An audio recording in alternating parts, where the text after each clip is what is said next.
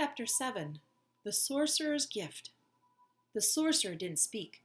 He stared through the eye holes of the owl mask. "Help us, please," said Annie. The sorcerer threw the rope into the pit. Jack grabbed it. "He wants to pull us up," said Annie. Jack looked up. The sorcerer was gone. "Where did he go?" Jack said. "Tug on the rope," said Annie. Jack tugged. The rope tightened. It began rising. "I'll go first," said Annie cheerfully. "Annie, this isn't a game," warned Jack. "Don't worry. I'll be careful." Jack gave her the rope. "Okay, but hold on tight," he said. Annie held the rope with both hands. She pushed her feet against the side of the pit. She rose in the air with the rope. She kept pressing against the side of the pit until she reached the top. Jack saw the sorcerer reappear and help up Annie, and then he moved out of sight. Jack was puzzled. The sorcerer had used both hands to help Annie, so who held the other end of the rope? "Wow!" came Annie's voice. "What's going on?" Jack wondered. The sorcerer came back and threw the rope down again. Jack grabbed it, and the rope started to rise. Jack held on tight. He started up. His hands burned. His arms felt as though they were being pulled out of their sockets. But he kept holding on to the rope with his feet against the side of the pit. At the top, the sorcerer pulled Jack onto the snowy ground. "Thanks," Jack said, standing. The sorcerer was tall.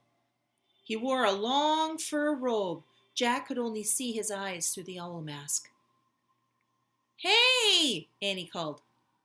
Jack turned. Annie was sitting on a woolly mammoth. Squeak! Peanut was sitting on the mammoth's head. The mammoth looked like a giant elephant with shaggy reddish hair and long curved tusks.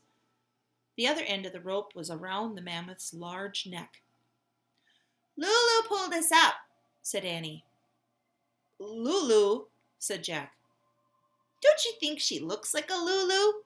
said Annie. "Oh, brother," said Jack. He walked up to the mammoth.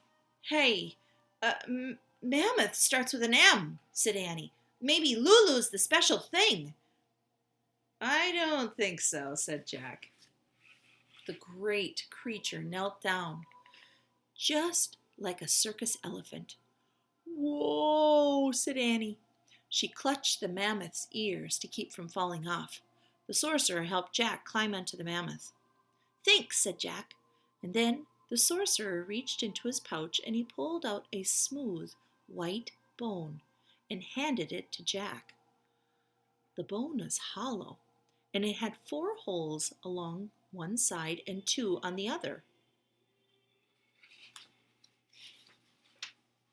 "Oh man, I think it's his flute," said Jack. "The book said they make flutes from mammoth bones." Jack tried to give the flute back to the sorcerer. "Nice," he said politely. But the sorcerer held up his hand. "He wants you to keep the mammoth bone," said Annie. "Mammoth bone," whispered Jack. "Hey, maybe this is the 3rd thing." Jack looked at the sorcerer. "Do you know Morgan?" he asked.